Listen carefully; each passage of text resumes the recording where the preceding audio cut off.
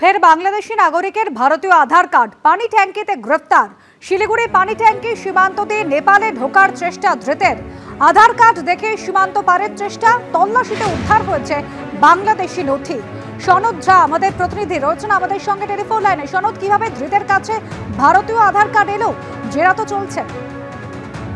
হ্যাঁ দেখো অনুসুয়া, যেটা হচ্ছে গতকালকে বিকেলে এক ব্যক্তি মোহাম্মদ মানিক নাম দিয়ে যেটা নেপালে ঢোকার চেষ্টা করছিল পানি ট্যাঙ্কির কাছে, যে এফএসবি যে ক্যাম্প রয়েছে সেই ক্যাম্পে সে ভারতীয় আধার কার্ড দেখায় এবং আধার কার্ড দেখে এফএসবি জওয়ানদের যারা সেই সময় এই চেকপোস্টে ছিলেন তাদের সন্দেহ হয়, তারা অভিযানে কর্তৃপক্ষকে দেখান।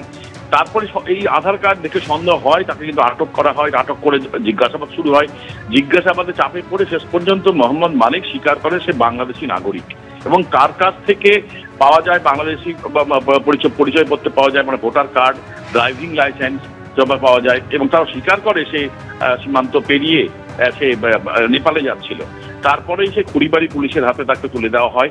আজকে শিলিগুড়ি সে আদালতে তোলা হবে এবং এই যে আধার কার্ড যে জাল হচ্ছে এবং ভারতীয় আধার কার্ড যে বাংলাদেশের নাগরিকরা যে নিয়ে যে পারাপার করে, সেইটা কিন্তু এই পানি ট্যাঙ্কি যে বিশেষ করে এই যে চেকপোস্ট সেইখানেই কিন্তু অনেক করে বেশ কয়েকটা গত ৩-৪ মাসে বেশ কয়েকজন এইভাবে ধরা পড়েছে।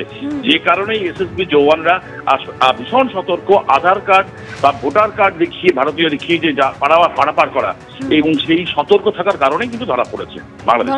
ধন্যবাদ। আজ বন্ধ দ্বিতীয় হুগলি সেতু। মেরামতি এবং সংস্কারের জন্য আজ 16 ঘন্টা বন্ধ দ্বিতীয় হুগলি সেতু। ভোর 5টা থেকে রাত 9টা পর্যন্ত বন্ধ রয়েছে দ্বিতীয় হুগলি সেতু, যার ফলে ঘুরপথে চলছে গাড়ি। চলছে সাঁতরাগাছি বাস টার্মিনাসের কাছে 6 লেনের এলিভেটেড করিডোরের কাজ, যে কারণে 16 ঘন্টা বন্ধ থাকবে দ্বিতীয় হুগলি সেতু।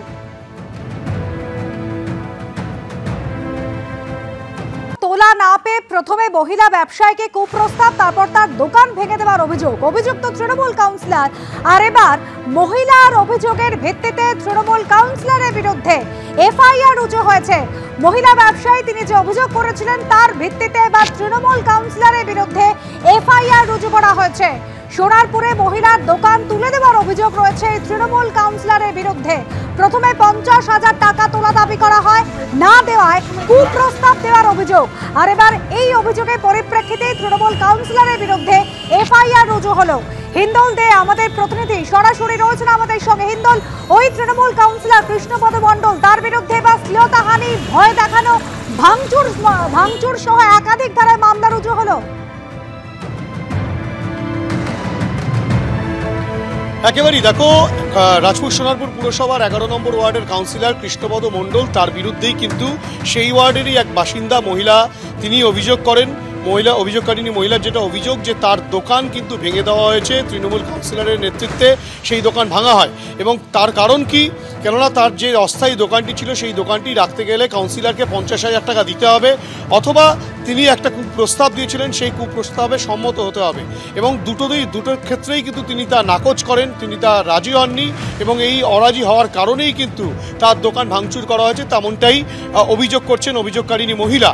এবং তিনি যেটা বলেছেন, তিনি যেটা আরও বিস্ফোরক অভিযোগ করেছেন, যে সোনারপুর থানায় তিনি যেদিনকে অভিযোগ করতে যান কাউন্সিলরের বিরুদ্ধে অভিযোগ করতে গেলে পুলিশ কিন্তু তার অভিযোগ নিতে চায়নি এবং সেখান থেকে থানা থেকে বলা হয় যে কাউন্সিলরের বিরুদ্ধে যেসব লাইন রয়েছে সেগুলোকে বাদ দিতে হবে, তেমনটাই মহিলার অভিযোগ। এমনকি তিনি বলছেন তিনি যা লিখে নিয়ে গেছিলেন সেসব লাইন পরিবর্তনের যেমন কথা বলা হয়, তার পাশাপাশি মহিলাকে সামনে বসিয়ে রেখেই, অর্থাৎ কিনা অভিযোগকারিনীকে সামনে বসিয়ে রেখেই কিন্তু কাউন্সিলরকে ফোন করে পুলিশ এবং গোটা বিষয়টি কাউন্সিলরকেই জানানো হয়, তেমনটাও তিনি অভিযোগ করছেন।